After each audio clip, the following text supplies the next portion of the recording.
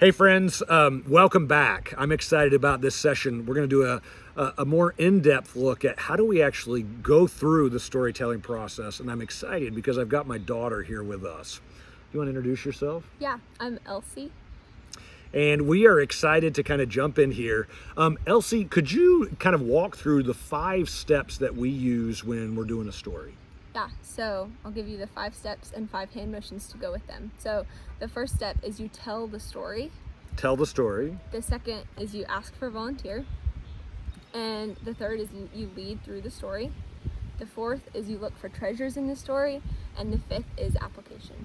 Ah, it's so good. I love those. And I have to tell you, we have those steps are right from Simply the Story, simplythestory.org. It's a great resource. We strongly recommend all that those guys are doing. It's powerful, great material that they're using. So we've adapted it a little bit here, but we would strongly recommend you all checking out their stuff and using their material.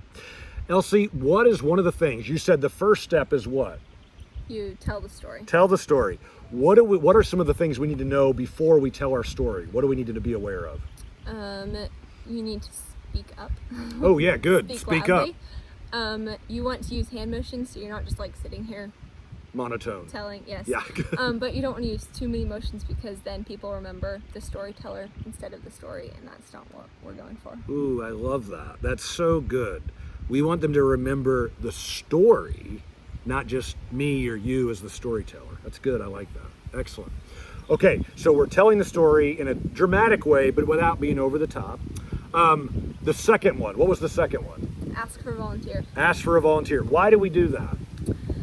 So that hopefully by the end of these 5 steps, people have heard the story 3 times, hopefully twice from you, so it's pretty accurate.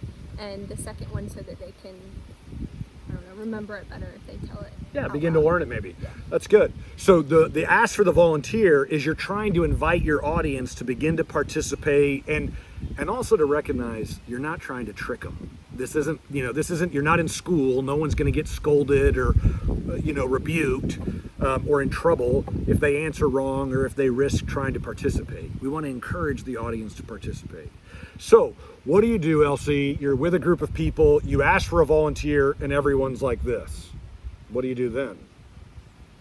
You could suggest that you just turn to your neighbor and tell it. It's less scary to just talk to one person. So ask your neighbor. I love that. That's great. Turn to your neighbor. And again, Elsie, do they have to tell it exactly how you told it? No, just as much as they remember.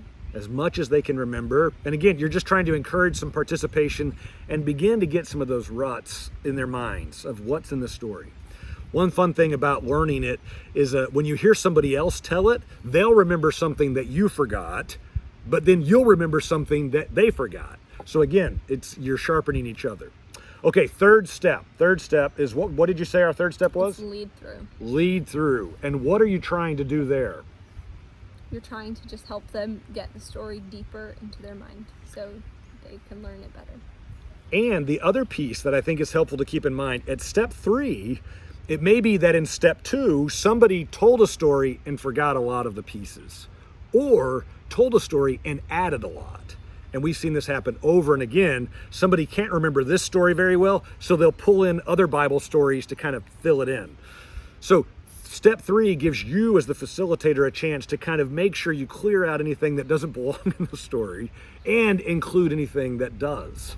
So Elsie, how do you do that? Do I just retell it again, or what's step 3 include? You retell it, but you kind of add in multiple choice questions or yes or no.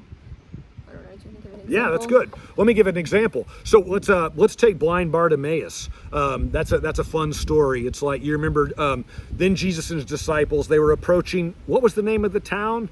And you can say, oh, what was it? And again, Jericho, the name of the town was Jericho. And together there was a large crowd following Jesus. I mean, a big crowd, or it was a small crowd? You can use those kind of questions. You're getting people involved. You're not being tricky. It's not, what was Jesus's birth weight? Those questions aren't helpful.